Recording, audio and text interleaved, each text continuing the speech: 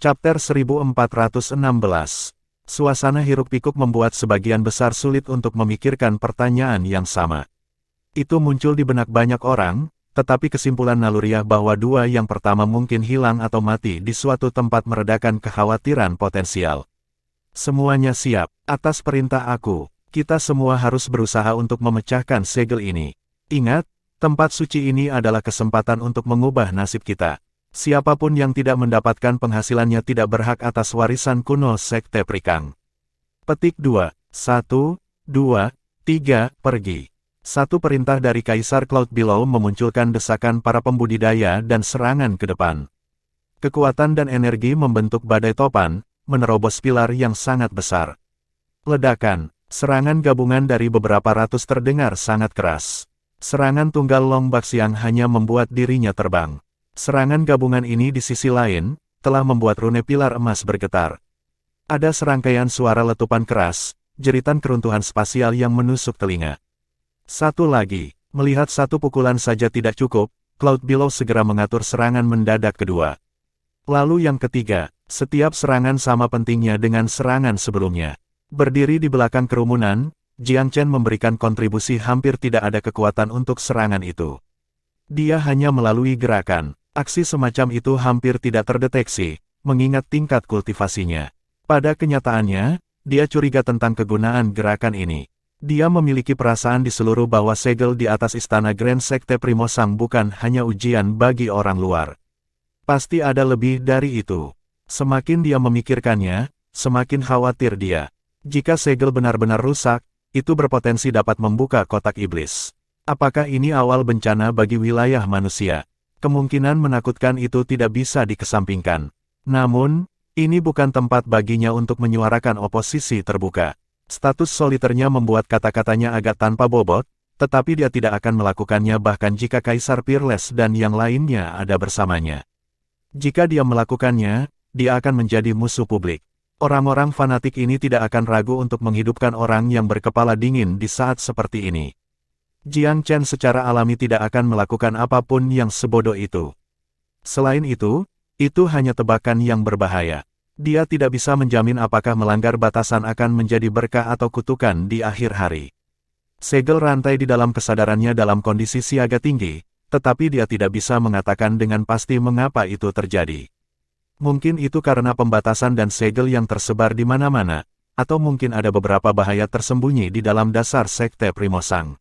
Segalanya mungkin. Oleh karena itu, satu-satunya hal yang saat ini harus dia lakukan adalah mempertahankan rasa oportunisme yang sehat. Di bawah serangan gabungan dari beberapa ratus pembudidaya, lebih dari selusin kaisar besar, dan 2 atau 300 kultivator kerajaan, pilar besar mulai redup. Meskipun ia berdiri kokoh melawan serangan itu, riak kemasannya melemah. Rune berbentuk kecebong kabur dan hancur terus-menerus. Jelas, serangan berulang itu perlahan-lahan memotong kekuatannya. Tak terhitung tahun telah berlalu sejak zaman kuno. Efek segel pasti sudah melemah dengan tahun. Bahkan segel yang terkuat suatu hari akan dikalahkan oleh pasir waktu. Sementara itu, Jiang Chen mencadangkan sebagian besar kekuatannya. Dengan setiap serangan baru, pilar itu tampak berantakan sedikit lagi. Namun demikian, dia masih merasakan sesuatu yang sangat keliru. Serangan gabungan itu tentu saja perkasa, tetapi pilar penyegelan pecah lebih mudah daripada kekuatan serangan itu. Itu berarti bahwa kekuatan penyekat pilar sebagian dihancurkan dengan sendirinya. Atau lebih tepatnya, ada kekuatan tak terlihat lain yang bekerja sama dengan upaya semua orang dalam penghancuran pilar. Cloud Below tampak sangat senang dengan pembubaran pilar secara bertahap. Sedikit kerja dan kemenangan adalah milik kita. Dia mendorong. Semua orang bisa melihat kebenaran di balik kata-kata itu. Hanya masalah waktu sebelum pilar penyegelan dihancurkan untuk selamanya. 3 pukulan lagi dan segel akan dilakukan untuk. Ayolah, hancurnya segel demi segel membuat semangat semua yang hadir. Tempat suci Sekte Primosang akan segera terungkap di hadapan mereka. Pada saat ini, kicauan melengking tiba-tiba terdengar di udara. Suara itu sepertinya datang dari sisi lain dari celah temporal yang luas, menembus tahun-tahun yang tak terhitung jumlahnya dan era kegendang telinga para pembudidaya. Suara apa itu? Apakah ini seekor burung? Di mana? Di mana? Ini sangat mengejutkan kerumunan dan banyak yang memindai lingkungan mereka. Teriakan burung itu begitu menyedihkan hingga membuat tulang-tulang separuh pendengarnya merinding. Kicauan, kicauan, seruan tangisan tanpa henti terdengar, masing-masing lebih sedih dan menekan daripada yang terakhir. Seolah-olah kiamat telah datang, begitu nadanya nada. Jiang Chen mengerutkan alisnya ketika mendengar jeritan. Dia memiliki perasaan yang sangat buruk tentang ini. Cloud Below berhenti sejenak untuk mendengarkan, tetapi gagal mendapatkan informasi yang berguna dari melakukannya. Abaikan itu, dia berteriak, mengerutkan kening. Teruslah menyerang. Instruksi Kaisar Agung memungkinkan para penggarap lainnya untuk memfokuskan kembali pada bentangan terakhir. Jelas bahwa pilar penyegel akan segera hancur. 3 serangan lagi paling banyak pasti akan menghancurkannya. Dunia baru untuk mengambil akan dibuka untuk mereka kalau begitu. Ayo, Cloud Below memimpin serangan, menarik semua kekuatan di tubuhnya saat dia meluncurkan dirinya dengan kegilaan gila di segel. Ledakan, dentang menyakitkan lainnya menyewa udara. Rune pilar penyegelan semakin redup. Ayo, letakkan punggungmu di dalamnya. Ayolah. Saat itulah aliran udara terhenti. Pada saat berikutnya, awan merah membanting, merobek dirinya menjadi ada dari ketiadaan. Awan itu cukup besar untuk menutupi langit asli, melukis cakrawala itu berdarah merah. Warna merah menyala sangat akrab. Itu adalah lautan neraka yang para pembudidaya telah lihat sebelum memasuki ranah rahasia. Suhu di udara naik seketika. Gelombang panas yang menakutkan membuat udara menguar, menghasilkan sensasi terbakar pada kulit orang-orang di bawahnya. Jiang Chen menatap dengan mata terbelalak pada pemandangan yang aneh, hatinya terguncang seperti yang lainnya. Suara itu bergema keluar dari udara tipis sekali lagi. Junior, berhati-hatilah. Itu adalah burung iblis kuno yang terperangkap di dalam tempat suci alam Primosang. Itu mencoba untuk menghentikan kamu dari masuk. Semakin cepat kamu membuka segel dan masuk ke dalam, semakin aman kamu. Petik 2. Burung iblis kuno. Jiang Chen menggunakan mata Tuhannya untuk melihat melewati awan merah. Ada unggas merah tua yang tersembunyi di dalam, tampaknya terlahir kembali dalam nyala api. Dilahirkan kembali dalam nyala api. Apakah itu burung Phoenix? Burung Vermilion. Di pesawat surga, Phoenix dan burung Vermilion adalah satu dan sama. Sebagai salah satu dari 4 binatang suci, itu sama dengan Azure Dragon dan macan putih dalam keganasan. Itu adalah spesies atribut api terpenting. Meskipun Jiang Chen tidak dapat secara tepat membuat makhluk itu dengan mata Tuhannya, bayangan berputar-putar di dalam awan merah tampak sangat mirip dengan burung Vermilion kuno. Ekor dan sayap memanjang yang cukup besar untuk menghabisi matahari, ia berputar melalui kehidupan dan kematian dalam dunia api unggun, terlahir kembali melalui api. Vermilion Bird paling terkenal karena kemampuan untuk memperbarui hidup mereka daripada kekuatan garis keturunan mereka. Kelahiran kembali yang berapi-api bukanlah hal yang sama dengan keabadian, tetapi hal itu menandakan metamorfosis dari kematian ke dalam kehidupan baru. Setelah berhasil, Vermilion Bird dapat menerima kehidupan baru. Pada zaman kuno, binatang suci yang kuat berumur panjang secara seragam. Tidaklah sulit untuk mengatakan bahwa mereka setua dunia. Burung-burung Vermilion khususnya disebut-sebut sebagai burung abadi yang sakral. Jiang Chen sama sekali tidak mengharapkan kerajaan rahasia lembah Gaharu mengandung makhluk purba sama sekali. Jika burung itu benar-benar burung Vermilion, maka tidak mungkin itu adalah binatang buas seperti Long Xiaoxuan dan Little White. Burung itu kemungkinan besar bertahan sampai sekarang selama berabad-abad. Unggas suci kuno memiliki tingkat kultivasi dan kekuatan yang tak terduga yang mengkhawatirkan. Bahkan Jiang Chen merasa sulit untuk memperkirakan makhluk seperti itu. Tekanan dari awan merah di atas sudah cukup untuk memberitahunya bahwa api apapun yang turun bisa memusnahkan lebih dari 90% petani di bawah. Apa yang kamu tunggu? Apakah kamu ingin menjadi makanan ringan untuk iblis itu? Ketika sepenuhnya terbangun, kamu semua yang ditambahkan bersama tidak akan cukup untuk memuaskan 1/10 dari nafsu makannya. Cepat, buka segelnya dan masuki istana. Suara itu menjadi singkat bahkan saat mereka masuk. Cloud Below dapat merasakan beratnya awan merah dengan cukup jelas, cukup untuk mengancam hidupnya. Kehidupan dan kekayaan ada di depan kita. Serunya, mengapa menahan kekuatan? Ini adalah dorongan terakhir. Jika kita tidak berhasil, kita semua akan mati. Silakan memilih kematian jika kamu mau. Petik 2. Kaisar Agung jelas tahu bahwa serangan-serangan sebelumnya telah melibatkan banyak konservatisme dari banyak pesertanya. Namun bila yang menggantung di atas kepalanya, membuatnya tidak toleran terhadap perilaku lebih lanjut dari jenis itu. Waktu adalah esensi. Cloud Below tidak meragukan bahwa keberadaan dalam awan merah dapat membunuh semua orang di sini. Itu adalah eksistensi yang tidak bisa mereka tolak. Dia tidak mau mengekspos dirinya di bawah pengaruh sesuatu seperti itu. Bahkan tanpa ajakan Cloud Below, semua orang mengeluarkan semua yang mereka miliki dalam serangan berikutnya. Boom, boom, boom. Pemecatan yang belum pernah terjadi sebelumnya mendorong pilar melewati jurang disintegrasi. Pada saat berikutnya, semua rune dari segel menjadi motif debu emas tembus pandang yang tak terhitung jumlahnya, menghilang ke ether. Ayo, mari kita masuk. Cloud Below, Long Baxiang, dan para kaisar besar lainnya semuanya adalah pemodal yang cerdik. Mereka memimpin serangan ke istana. Mereka semua takut ditelan oleh makhluk di awan merah jika mereka selangkah di belakang. Chapter 1417. Aura yang kuat dari segel masih melekat, namun aliran tubuh sudah dengan cepat menyaring ke dalam istana. Melewati satu set tangga batu giok beku adalah pintu terbuka istana suci Sekte Primosang. Sebelum istana ada 8 patung, masing-masing diukir dari batu giok kuno dengan kualitas terbaik. Mereka kira-kira 10 kali ukuran orang normal, dan tampak seperti 8 raksasa yang kejam dari kejauhan, mempertahankan istana dari gangguan. Jiang Chen merasakan sesuatu yang menarik di dadanya. Dia tidak bisa memindahkan mata atau kakinya dari 8 patung. 8 patung batu giok putih identik dengan patung batu yang diambilnya dari Pangeran Sangping. Ukuran sebenarnya dari patung-patung itu jelas sangat berbeda, tetapi mereka adalah salinan satu sama lain. Orang hampir bisa mengatakan bahwa mereka dibuat dari cetakan yang sama. Bahkan ekspresi patung dan detail kecil lainnya tidak berbeda.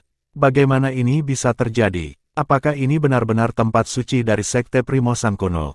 Jiang Chen menemukan ini sulit untuk diragukan. Dia mempertanyakan dan mencurigai bahwa tempat yang dianggap sebagai dasar sakral ini sebenarnya adalah jebakan, ilusi yang diciptakan oleh aktor jahat. Keyakinan itu terguncang secara visual sekarang oleh wahyu baru ini. 8 patung batu giok benar-benar mengejutkannya. Dia yakin itu bukan ilusi. Dia tahu bahwa beberapa ahli dapat menggunakan iblis batinia orang lain untuk mencerminkan keinginan dan minat terdalam mereka menjadi kenyataan, sehingga dapat menciptakan adegan yang menarik. Namun, apa yang dilihatnya di depannya tidak sepele seperti itu. Segel rantai di benaknya menembus semua ilusi. Pemandangan di hadapannya tidak menimbulkan reaksi di alam bawah sadarnya. Justru sebaliknya, segel rantai tidak berubah dari keadaan kewaspadaan yang konstan. Jiang Chen memperlambat langkahnya tanpa menyadarinya. Dia hampir ingin berhenti dan mengamati beberapa saat. Sayangnya, momentum orang banyak berarti bahwa akan sangat aneh baginya untuk berlama-lama di sini. Itu juga tidak bijaksana untuk menarik kecurigaan yang tidak diinginkan dengan melakukannya. Karena itu, pada akhirnya ia menekan rasa penasarannya. Jika tanah suci Sekte Primosang benar-benar ada di sini, tidak ada yang akan tertarik pada 8 patung batu giok ini. Biarkan aku masuk ke dalam untuk memeriksa dulu. Seorang pemburu tidak bisa terlalu mengganggu mangsanya. Terlepas dari kegembiraannya, Jiang Chen tidak kehilangan kendali. Pikirannya jauh lebih jernih daripada Cloud Below dan perusahaan, setidaknya. Jika dia kehilangan dirinya dan mendapatkan kewaspadaan dari Cloud Below dan rekan-rekannya, dia akan berada di tempat yang sangat buruk. Meskipun dia memiliki segel ruang waktu untuk keluar dari tempat ini dan memasuki Velurium Capital, dia tidak melakukan perjalanan hanya untuk melarikan diri. 8 patung batu giok yang sangat besar membuatnya sangat tidak ingin dia pergi dalam waktu dekat. Tapi melewati pintu, yang paling cepat dari lot sudah di istana yang tepat. Jiang Chen sudah cukup cepat. Dia memasuki istana dengan sejumlah besar lainnya masih di belakangnya. Pada saat ini, awan merah yang mengudara sepertinya telah selesai menyeduh badai. Awan itu menyebar ke dalam hujan meteor berapi, meluncur ke bumi di bawahnya. Badai meteor melukiskan mandi merah tua melintasi langit, menakjubkan dalam kemegahannya. Lautan api meledak di luar istana.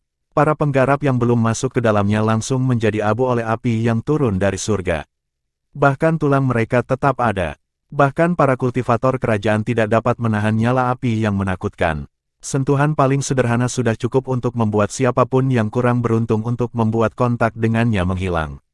Para kultivator yang sudah melarikan diri secara seragam merasakan rasa takut yang masih ada. Rambut mereka berdiri di pemandangan yang mengerikan. Mereka semua secara naluriah mundur beberapa langkah lebih dalam ke istana. Kicauan, kicauan, awan merah tersebar, mengungkapkan tubuh unggas keramat di dalamnya. Itu beberapa puluh meter lebarnya, dan sayapnya yang menyebar dapat menyembunyikan setiap benda langit di balik bulu-bulunya. Burung suci memiliki 2 ekor memanjang yang tersebar dalam busur bangga. Itu adalah citra penguasa yang mulia di antara sesamanya, bulunya berwarna-warni seperti api yang cemerlang, terpelihara dengan baik dan sehalus cermin. Ini benar-benar burung vermilion. Jiang Chen sangat terkejut. Dia terpaku pada burung yang mengamuk di udara, pada makhluk roh yang diceritakan sebagai salah satu dari 4 binatang suci kuno. Di antara 4 binatang suci, naga azure dan macan putih sudah menjadi milikku. Apakah vermilion bird ini kesempatan yang diberikan oleh surga? Jiang Chen sangat tergoda. Dia juga merasakan sedikit kelegaan.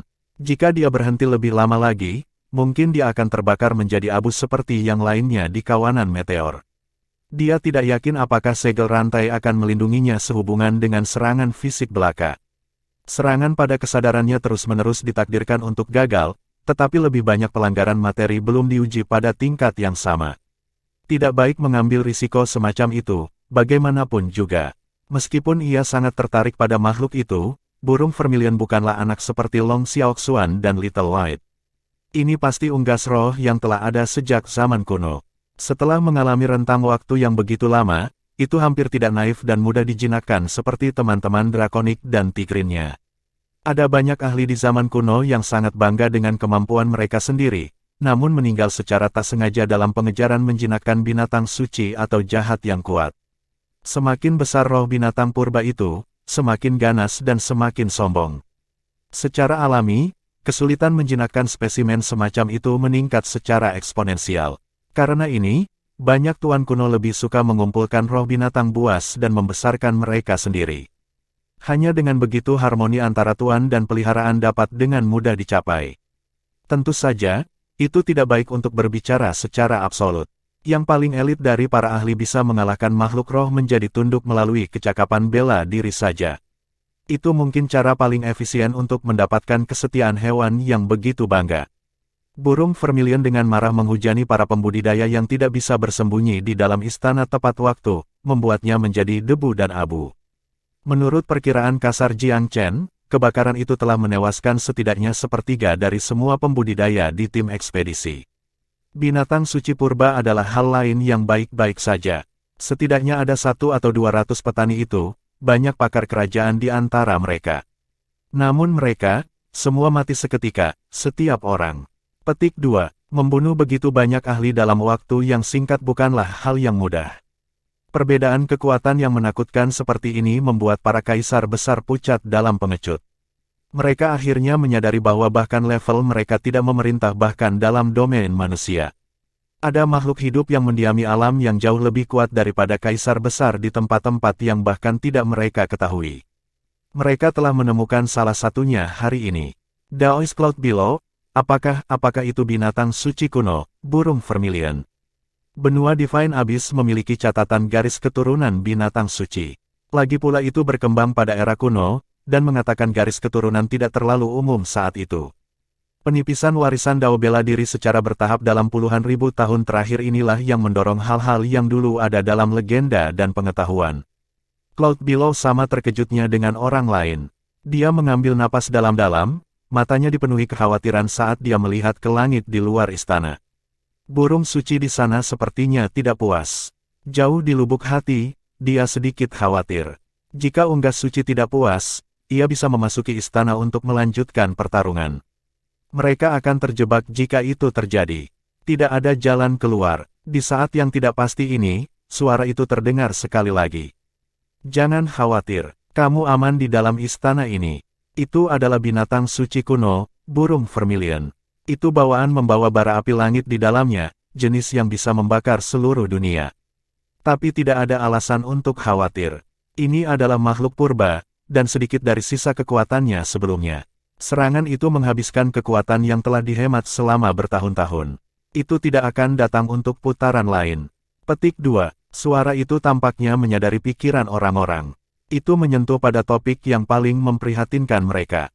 Mereka melewati banyak cobaan untuk sampai ke titik ini, tetapi tampilan menakutkan unggas suci kuno telah menyalakan kengerian yang tak terpadamkan. Kejahatan apapun darinya tidak bisa dihentikan. Senior, apakah kamu kesadaran yang melekat dari senior-senior, atau apakah kamu masih tetap di tempat suci ini? Kaisar Cloud Below dengan busur. Ini adalah pertanyaan di benak semua orang. Suara itu hening sesaat, lalu mendesah pelan.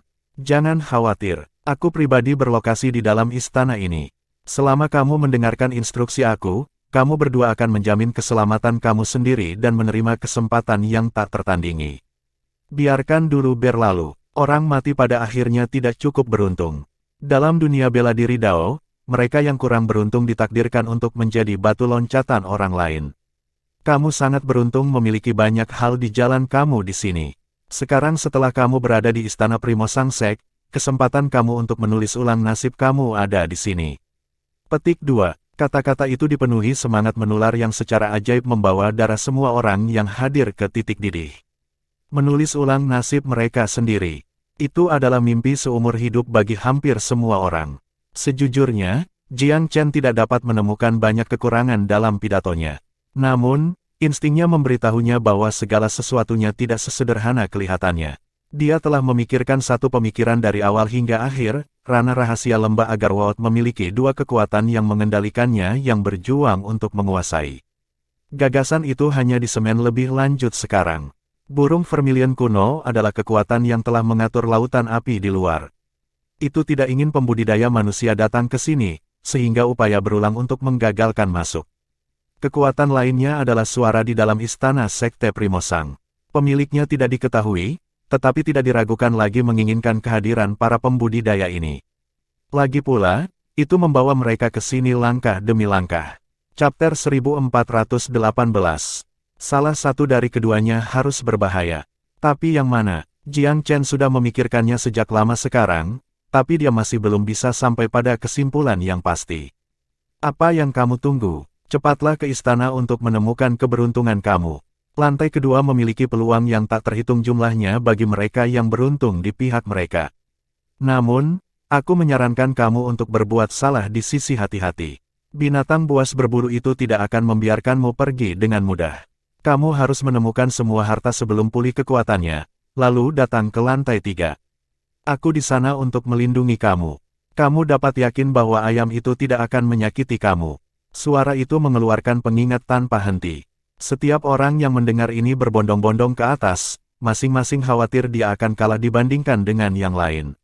Melewati aula utama yang mewah adalah sebuah tangga panjang yang sepertinya membentang ke dalam misteri masa lalu kuno. Ayo pergi. Angin puyuh tubuh tergelincir ke lantai 2 dalam kegilaan gila. Jiang Chen benar-benar tidak tergesa-gesa. Dia tahu bahwa karena begitu banyak kaisar besar dan aturan pembagian yang ditetapkan, dia akan kesulitan mendapatkan sesuatu yang berharga. Karena dia tidak akan mendapatkan harta apapun di atas papan berarti, dia tidak terburu-buru untuk bangun di sana dalam waktu dekat. Istana itu terlalu aneh. Itu meragukan di mana harta akan berakhir pada akhirnya. Siapa yang akan tertawa terakhir? Itu tidak selalu ide yang baik untuk langsung menuju rampasan sekarang. Hanya memiliki sesuatu yang berharga adalah kejahatan di banyak tempat. Terlalu berisiko untuk menarik perhatian siapapun pada tahap proses ini. Jiang Chen perlahan naik ke lantai 2. Itu benar-benar level yang didedikasikan untuk menyimpan harta. Ruangan yang diblokir jelas dirancang untuk menyimpan barang berharga dan sebagian besar masih diisi dengan konten aslinya. Ada senjata, gulungan berisi metode, pil misterius dan resep mereka, jimat yang luar biasa, dan berbagai item tak bernama lainnya. Stand yang tersebar di mana-mana berisi ratusan harta. Beberapa terlihat sangat menarik sehingga mereka bersinar dengan keinginan. Cloud Below memimpin serangan, sosoknya yang tinggi di depan kelompok. Teman-teman, apakah kamu ingat perjanjian kita sebelumnya? Semua orang bersumpah untuk itu dan sekarang saatnya untuk membuat yang baik. Jika ada yang mencoba menimbulkan masalah, mereka tidak lagi berhak atas potongan mereka. Adakah yang berbeda pendapat? Petik 2. Cloud Below masuk akal. Rencana sebelumnya harus dijalankan, kalau tidak, argumen panjang mereka tidak akan ada artinya. Pilvire City dan sekutunya akan menerima 60%, dan Sekte Naga Langit dan Sekte Ninesun Langit, masing-masing 15%. 10 terakhir milik kolektif faksi yang tersisa. Itu juga tidak banyak yang berhasil masuk.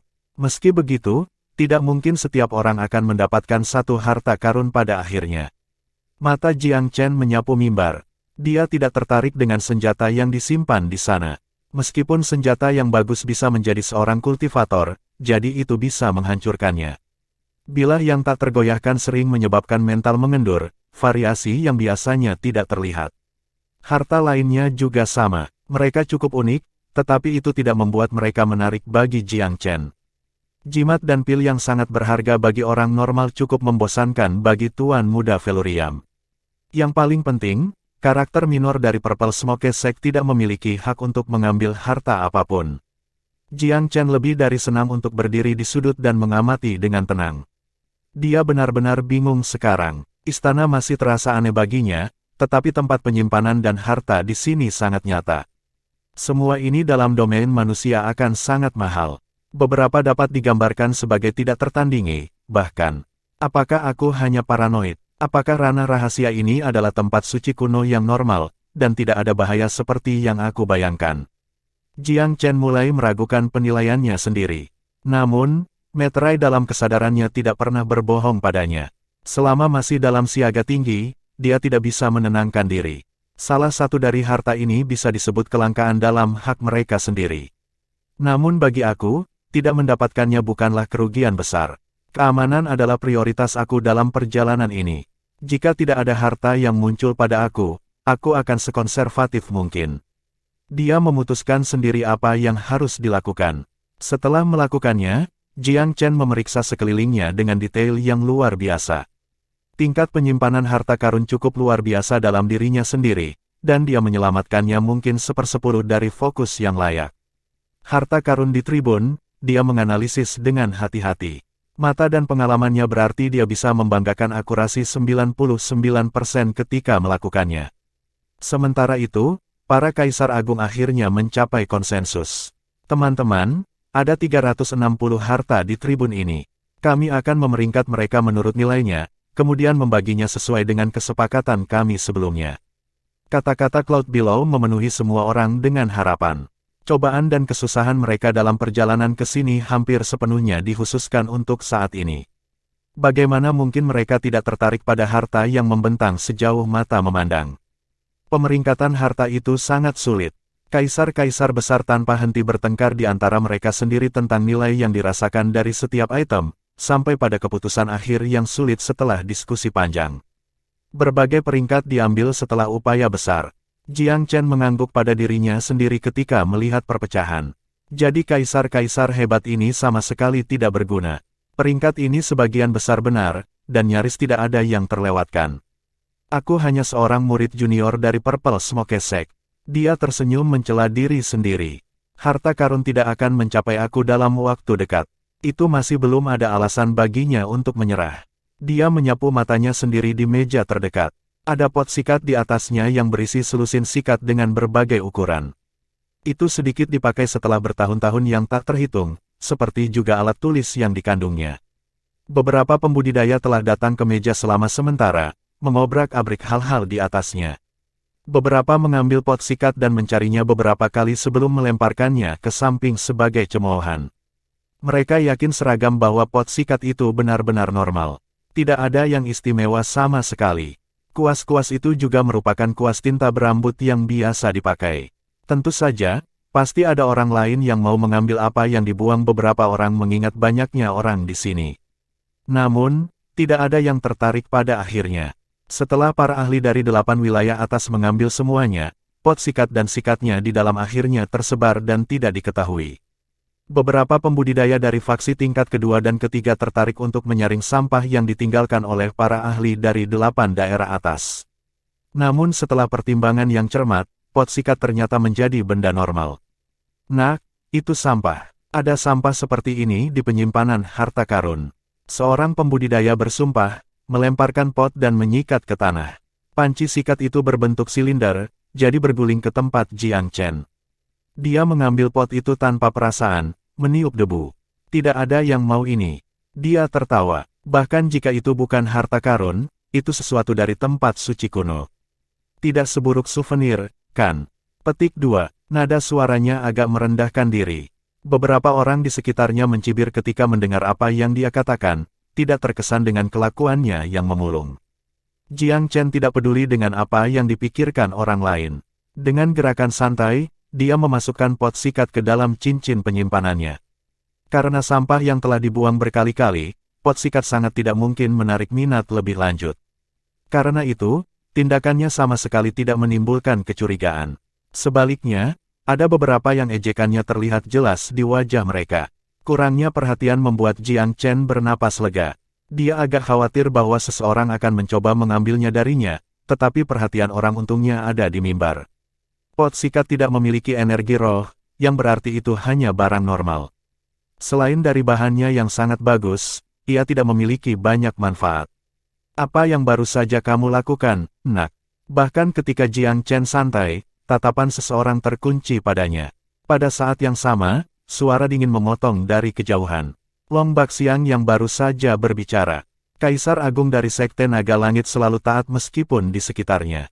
Dia berada di tengah-tengah membagi rampasan stan, tetapi mendeteksi aktivitas di dekat Jiang Chen juga ada dalam ruang lingkupnya.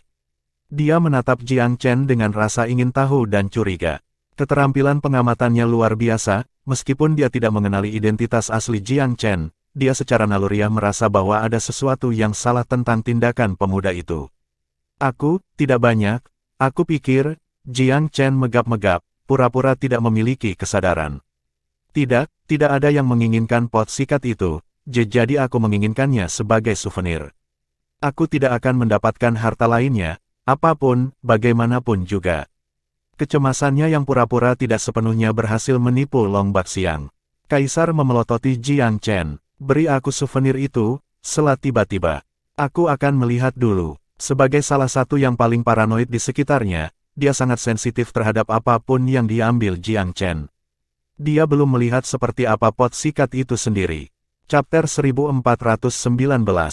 Bagaimana Long Baxiang melihatku? Aku pikir aku cukup bijaksana. Memang, kekuatannya bukan untuk pertunjukan. Di bawah tekanan kaisar besar, Jiang Chen tidak punya pilihan selain menyerah. Dia dengan hati-hati mengeluarkan pot sikat. Long Baxiang menyambar barang itu dan memeriksanya dari atas ke bawah, secara sistematis memeriksa setiap sikat juga. Namun, dia datang dengan tangan kosong. Mengapa kamu mengambil hal yang begitu buruk? Tanyanya dengan dingin. Aku terlalu lemah untuk hal-hal yang baik. Jiang Chen pura-pura gagap. Long Baxiang memelototinya untuk waktu yang lama, lalu dengan mendengus, menghancurkan pot dan sikat dengan putaran tangannya. Jiang Chen memucat. Berpikir pria itu akan sangat sombong terhadap murid sekte peringkat ketiga. Bapak Nenek Zi hampir menggigit lidahnya. Long Baxiang melirik yang terakhir dan terkekeh. Apa? Ada yang ingin dikatakan? Jangan ragu untuk datang kepada aku kapan saja jika kamu tidak puas. Petik 2. Rasa tidak tahu malunya tidak mengenal batas. Dia jelas siap untuk menindas orang tua itu. Nenek moyang menggelengkan kepalanya secara tidak sadar. Tidak dalam sejuta tahun lagi ia berani menantang Kaisar Agung. Dengan senyum tak berperasaan, Long Baxiang akhirnya berjalan pergi. Selingan singkat telah menjelaskan sifat paranoid dan tirani. Faksi tingkat kedua dan ketiga semua telah menyaksikan adegan itu. Beberapa orang diam-diam merasa geli, yang lain marah, dan ada yang acuh tak acuh. Bagaimanapun, tidak ada yang membela Jiang Chen. Kenapa si idiot mengambil pot sikat yang tidak berguna itu? Yang dibawa kepadanya hanyalah penghinaan dari ketidaksenangan Kaisar Dragon Tyrant. Petik 2. Kanan. Aku jarang melihat pemandangan yang menyedihkan. Petik 2. Tuan muda tetap tenang meskipun ejekan. Itu bisa dilihat dari detail seberapa kecil Long Baxiang itu. Dia lebih suka membuat keributan daripada mentolerir orang lain yang berdiri untuk mendapat manfaat, tidak peduli seberapa sepele item itu. Menghancurkan segalanya lebih baik daripada menghibur kemungkinan sesuatu lolos dari celah. Kesombongan dan pikirannya yang sempit tak tertandingi. Syukurlah, aku bereaksi cukup cepat. Jiang Chen melirik cincin penyimpanannya, jantungnya masih berdebar. Sebuah sikat diam-diam tergeletak di dalam. Dari 12 sikat di pot, dia menyimpan yang satu ini dan menawarkan sisanya. Bagaimana Long Baxiang tahu berapa banyak sikat yang ada? Sang tiran tidak memperhatikan pot sebelumnya. Tidak peduli seberapa paranoidnya dia tidak berharap seorang pemuda bereaksi begitu cepat dan sepenuhnya merindukan sulap tangan Jiang Chen. Seperti yang dipikirkan orang banyak, pot dan sikat lainnya adalah sampah yang tidak berguna bagi para pembudidaya. Hanya kuas yang satu ini yang berbeda. Itu tidak cukup kepala dan bahu di atas yang lain, tapi itu cukup dekat. Jiang Chen merasa bahwa harta karun di rak tidak bisa dibandingkan dengan itu, bahkan ketika semua disatukan. Itu telah disembunyikan di antara semua sikat duniawi lainnya, duduk di depan mata biasa dalam pot sikat biasa.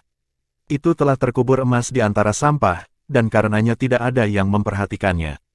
Faksi-faksi besar saat ini terlibat dalam perselisihan yang hebat tentang pembagian rampasan. Mereka sebelumnya menyetujui pembagian yang adil dan damai, tetapi hanya sedikit yang mau mematuhinya sekarang. Namun, Sekte Naga Langit dan Sekte Ninesun Langit menutup telinga terhadap semua keluhan. Jadi, faksi lain tidak memiliki cara untuk menentang perilaku bandit ini. Pada akhirnya, 8 daerah atas menimbun 90% simpanan. Mereka sudah sepakat tentang distribusi di antara mereka sendiri, maka mereka tetap sopan, meskipun ada ketegangan. Tetapi bagaimana cara membagikan sisa 10%? Keluhan dan penghinaan yang keras segera memenuhi udara, mengubah suasana menjadi kekacauan. Beberapa sekte peringkat kedua yang kuat ingin meniru daerah 8 atas dan mengambil sebagian besar sisa makanan untuk diri mereka sendiri, tetapi disambut dengan perlawanan keras dari faksi lain. Pada akhirnya, situasinya tidak merosot lebih jauh, berkat mediasi 8 daerah atas. Baiklah, semuanya, saatnya berkemas dan pergi. Ayam tercela itu menuju ke arah kamu. Suara itu langsung meredam kerakusan dan kegembiraan orang banyak. Suara mendesing. Di luar, Vermilion Bird yang perkasa tiba-tiba meringkuk dalam dirinya sendiri, menyusut ukurannya hingga 10 kali. Kemudian ia menembak di dalam istana. Cepat, naik ke lantai 3. Teriak suara itu, penuh urgensi. Masih senang dengan harta yang mereka peroleh, para pembudidaya segera bergegas menuju tangga. Sayangnya, faksi yang lebih lemah harus mundur sebelum membagi rampasan. Berkat statusnya, Forefather Z telah mendapatkan item. Selama ini dia gelisah, tetapi Jiang Chen diam-diam menyarankan agar dia tenang. Mereka mengikuti orang banyak menaiki tangga batu giok ke lantai 3. Istana yang luas itu terbagi menjadi lantai yang tak terhitung jumlahnya. Aula luas di lantai 3 jauh lebih luas daripada lantai sebelumnya. Itu dibagi menjadi 7 sudut, masing-masing menampilkan pemandangan yang berbeda. Jiang Chen bergetar dalam hati ketika dia menginjakkan kaki di aula. Suasana yang intens di sini diwarnai dengan aura para dewa dan iblis kuno, penuh dengan kekuatan agung. Berdiri di sini, seseorang bisa merasakan darahnya terbakar dengan gairah. Sebuah puncak menara duduk di masing-masing dari 7 sudut, di sekelilingnya melayang rune dan jimat mistik. Seperti kecebong yang berenang melalui kehampaan, rune dipenuhi dengan misteri, seolah menunggu generasi selanjutnya untuk menguraikannya.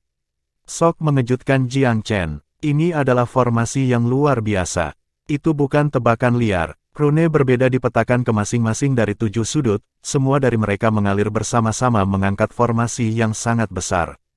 7 sinar mistis cahaya berkumpul di tengah, memancarkan kecemerlangan emas dan keperakan yang melompat di udara, mengisinya dengan keindahan mistis cahaya dan bayangan. Cahaya terbentuk dan terus-menerus mengalir ke kunci besar, yang berisi pusaran besar di dalamnya. Apa ini? Menggunakan Evil Golden Eye, Jiang Chen mengintip melalui cahaya yang beriak. Dan melihat peti mati. Ya, peti mati emas. Yang lain terpesona oleh cahaya emas dan perak yang bergeser. Mereka tidak akan bisa melihat peti mati tanpa teknik mata. Apakah ini aula pembelajaran bela diri Primo Sang Sekte? Pemandangan megah itu membuat beberapa orang bingung, dan bahkan sedikit cemburu. Pasti begitu. Ketujuh cahaya ilahi ini harus menjadi cahaya warisan sekte. Itu dapat memurnikan tubuh kita dan meningkatkan bakat bawaan kita. Petik 2. Tutup mulutmu. Kaisar Cloud Below bersumpah. Long Baxiang dan beberapa lainnya terus mengobrol dan tertawa, tetapi semua orang gemetar ketakutan dan segera terdiam. Cloud Below menangkupkan tangannya. Terhormat senior, kami datang seperti yang kamu minta. Burung jahat itu juga menerobos masuk ke dalam istana. Petik 2. Kamu di sini. Suara itu memperingatkan dengan samar. Nah, kalian semua perlahan-lahan mendekati pusaran pusat. Aku telah secara pribadi mengerahkan formasi penyegelan 7 bintang surga di sini untuk mempertahankan daerah tersebut. Kamu tidak perlu takut akan unggas suci sekali di dalam. Namun, jangan salahkan aku karena tidak memperingatkan kamu jika kamu tetap berada di luar dan akhirnya mati. Petik 2. Kicauan terdengar sekali lagi, kali ini dari lantai 2. Vermilion Bird kuno belum menyerah.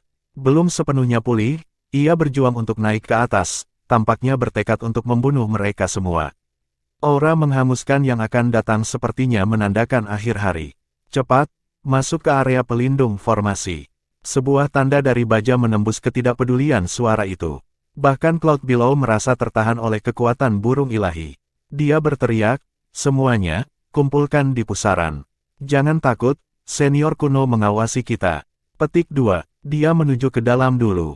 Tidak mau kalah, kelas berat dalam aliansinya mengikuti di belakang. Perwakilan Long Baxiang dan Ninesuns saling memandang. Tidak ada yang yakin mereka bisa menahan Vermilion Bird.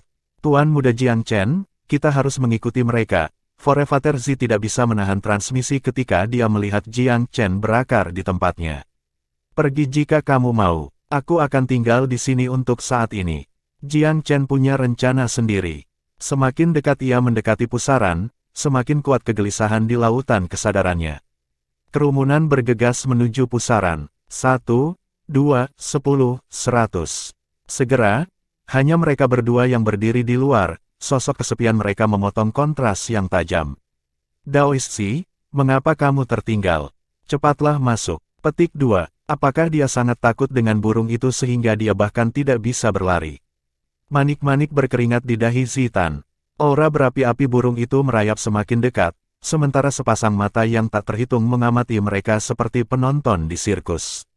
Namun, dia adalah orang yang teguh. Dia berjanji setia pada Jiang Chen. Bawahannya belum terlindungi, jadi bagaimana mungkin dia? Dia mengepalkan tangannya, mengambil keputusan yang sulit. Ini dia, pertaruhan seumur hidup. Karena aku telah memilih untuk mengikuti Tuan Muda, aku akan tetap berpegang teguh padanya. Chapter 1420. Jiang Chen agak terkejut. Dia tidak berpikir bahwa nenek moyang Sekte Asap Ungu akan tetap tenang di saat yang sangat penting.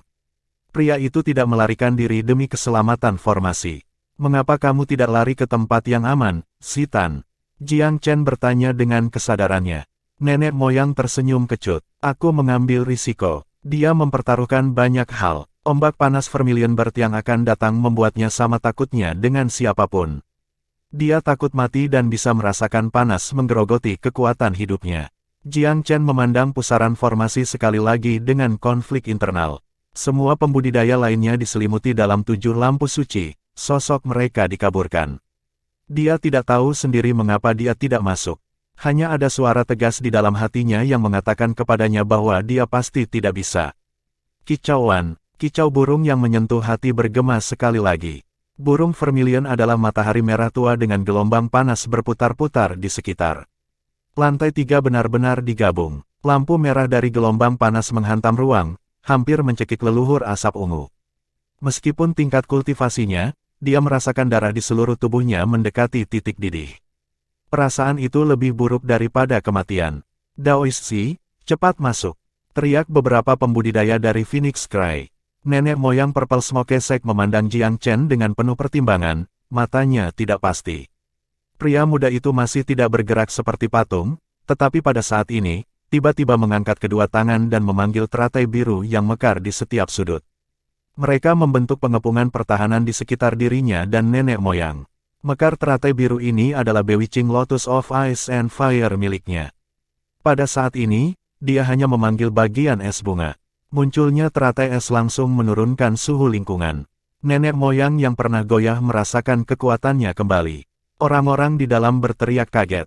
Apa yang terjadi? Siapa anak itu? Petik 2. Bagaimana mungkin Purple Smoke Sect memiliki pria yang aneh? Apakah nenek moyang asap ungu membutuhkan perlindungan dari seorang pria muda?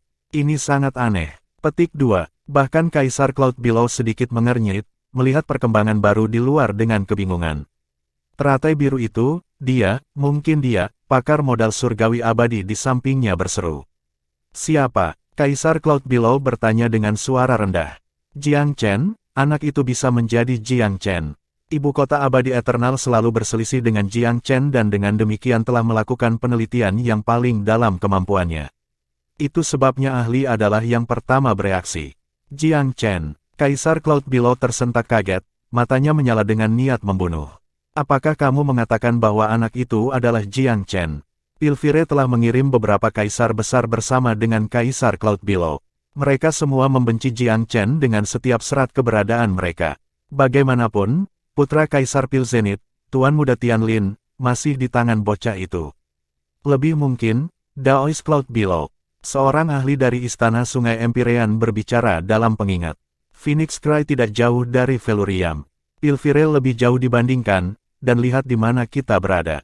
Apa alasan musuh kita untuk tidak datang? Petik 2. Tentu, tapi siapa yang melihat orang lain dari Velurium di sini? Bocah itu benar-benar bajingan. Dia menyembunyikan identitasnya setiap kali mendaratkan serangan. Dalam pikiran orang-orang ini, anak misterius di luar tampak semakin mirip dengan Jiang Chen. Kaisar Cloud Below mengunci apa yang bisa dilihatnya di luar cahaya, bergumam sendiri. Jiang Chen. Anak itu dan Pilvire adalah musuh bebuyutan. Siapa yang bersamaku untuk mengambil kepalanya? Petik 2. Aku akan. Kaisar besar dari Eternal Celestial Capital adalah orang pertama yang menjadi sukarelawan. Yang lain ada di sini di tempat kepala sekte Luo Jue. Jelas, modal surgawi abadi dimaksudkan untuk menaklukkan dirinya sendiri ke Pilvire. Sebelum sekarang, itu adalah sekte soliter yang tidak mau tunduk pada faksi apapun. Mereka sendiri adalah sekte peringkat pertama, dan memiliki otoritas dan status yang cukup untuk mencerminkan fakta itu. Sayangnya, oposisi dan dendamnya terhadap Velurium membuatnya menjadi ancaman yang semakin besar di mata Jiang Chen. Eternal Celestial Capital tidak memiliki jalan keluar dari posisinya yang sulit kecuali meminta bantuan Pilvire, menyatukan dua faksi melawan lawan bersama mereka. Aku juga akan datang. Kaisar besar peringkat awal lain dari Pilvire naik. Kedua sukarelawan itu sangat menyenangkan hati Kaisar Cloud Below. Bagus, dia mengangguk. Hati-hati di luar sana. Jika kamu berhasil, aku akan memberikan laporan lengkapnya kepada Kaisar Pil Zenith. Dia pasti akan membalas kamu dengan mahal. Itu akan menjadi yang terbaik jika kamu bisa menangkapnya hidup-hidup. Petik 2. Tuan Muda Tianlin masih di tangan Velurium. Jika Jiang Chen harus mati sekarang, maka Velurium berpotensi menghilangkan semua kesopanan. Membawa Jiang Chen hidup membuat segalanya lebih mudah. Duo itu mengangguk, lalu berusaha keluar dari formasi, tetapi gerakan mereka dihentikan oleh tabrakan dengan kerudung ringan. Penembusannya beriak dengan gelombang yang mengalir sekitar beberapa saat sebelum menyebar. Semua orang berkedip melihat pemandangan aneh ini. Mereka semua mengira mereka melihat sesuatu. Kedua kaisar besar itu memucat. Sebagai saksi langsung, mereka tahu apa yang terbaik terjadi. Tabir cahaya yang tak terlihat yang berkedip-kedip menjadi sebelum mereka pada titik yang tidak diketahui. Mereka terjebak di dalam, ditolak meskipun kultivasi besar mereka. Apa ini? Kedua kaisar agung itu sangat gelisah. Kaisar Cloud Below sangat terkejut. Dia bergegas maju, ekspresinya semakin serius setelah pemeriksaan sepintas. Bodoh. Suara itu bisa didengar sekali lagi. Formasi telah diaktifkan untuk melindungi kamu. Apakah kamu mengantarkan diri kamu sebagai makanan bagi makhluk kasar berbulu itu? Petik 2. Suara keras itu menembus hati orang. Kaisar Cloud Below ragu-ragu dan agak ragu. Senior, apakah ini pembatasan formasi? Bagaimana kita meninggalkannya? Petik 2. Kamu ingin pergi ke kematian kamu. Jika demikian, aku dapat menghilangkan batasan dan mengirim kamu keluar sekarang. Apakah itu yang kamu sukai? Suara itu bertanya dengan dingin. Kaisar Cloud Below tidak punya jawaban. Bahkan, tidak ada orang lain yang hadir. Jangan terlalu paranoid, seseorang memanggil. Pembatasan formasi ini melindungi kita semua. Bukankah membukanya melompat ke rahang kematian? Petik 2. Siapapun yang ingin mati harus mati sendirian. Kami tidak ingin mati bersamamu. Petik 2. Paling disukai keamanan formasi. Mengapa membuka semuanya? Jika itu terjadi, burung vermilion akan kembali menjadi ancaman. Hujan meteor di luar istana yang mirip dengan penghakiman surgawi telah menakuti para pengamat. Pengulangan dari bencana semacam itu berarti bahwa bahkan kaisar-kaisar besar sekalipun hanya memiliki peluang kecil untuk bertahan hidup. Adapun sisanya, tidak ada sama sekali. Apa yang kalian katakan sekte? Kaisar Cloud Below memelototi Long Baxiang dan perwakilan besar Ninesuns. Yang terakhir adalah yang pertama mengungkapkan pendapatnya. Sekte Ninesuns Sky tidak ingin pergi.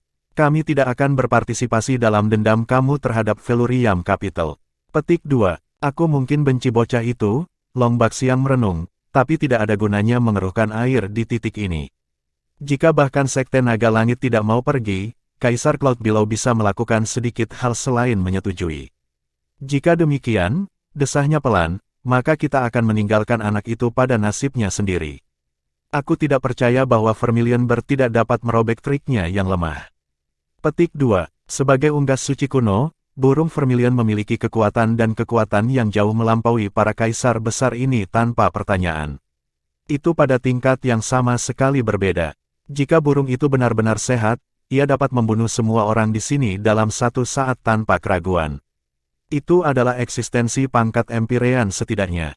Sayangnya, burung Vermilion ini telah kehilangan sebagian besar kekuatannya karena perjalanan waktu. Kurang dari 1/10 dari budidaya masih ada. Kalau tidak, jumlah korban di luar istana akan jauh lebih tinggi. Kaisar Cloud Below tidak ingin berpikir tentang seperti apa pertempuran unggas suci Empyrean dengan kekuatan puncak. Pertempuran seperti itu akan sama sekali tidak setara. Jadi bagaimana jika anak Jiang Chen memiliki beberapa keterampilan? Mungkinkah dia melarikan diri dari cengkeraman dari makhluk ilahi Empire kuno dengan mereka? Kaisar Cloud Below melambaikan tangan kedua Kaisar Agung. Jangan repot-repot keluar, Vermilion Bird akan merawat anak itu.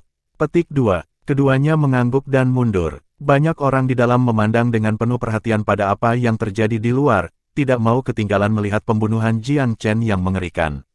Tuan Muda Jiang Chen, tidakkah kita harus masuk ke dalam untuk mengatasi badai juga? Nenek moyang Sekte Asap Ungu ditransmisikan, tidak dapat menahan rasa takutnya. Burung Vermilion semakin dekat. Jiwa leluhur lelaki menggigil karena tekanan kuat, seolah-olah itu akan hancur kapan saja. Pada saat ini, Jiang Chen tiba-tiba membuka matanya dan mengirim seberkas kesadaran menembak ke arah burung Vermilion.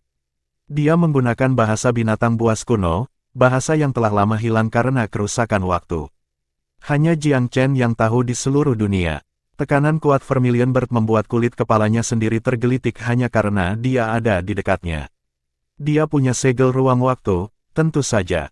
Tetapi jika dia tidak bisa melakukan kontak dengan Vermilion Bird, tidak mungkin dia tetap mati.